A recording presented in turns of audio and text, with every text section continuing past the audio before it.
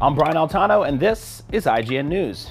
Ubisoft's upcoming Assassin's Creed Unity will run at 900p regardless of whether it's the Xbox One or the PS4 version. The frame rate too will be locked at 30 frames per second. Senior producer Vincent Ponbriant said that the reason behind the decision boiled down to wanting to avoid all the debates and stuff. He went on to explain the technical reasons behind the decisions, telling VideoGamer.com that the lock in graphical performance had to do with the console's CPUs and not GPUs, saying that the CPU processing the AI in the game while also processing the number of NPCs on the screen presented a bottleneck. Ponbriant explained it's not the number of polygons that affect the frame rate, rather the trade-off comes when deciding to keep either a high frame rate or convincing AI. He said that they could be running at 100 frames per second if they only had taken into account the graphics, but the AI demands on the processor have moved them to lock the frame rate at 30 frames per second on both console versions.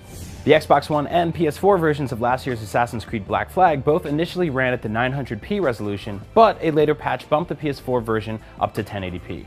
For all your gaming news, keep it locked on IGN. If you like our news coverage, make sure to subscribe to IGN News. We'll bring you updates on video games, movies, TV, and tech all day, every day. Subscribe at youtube.com/IGN News.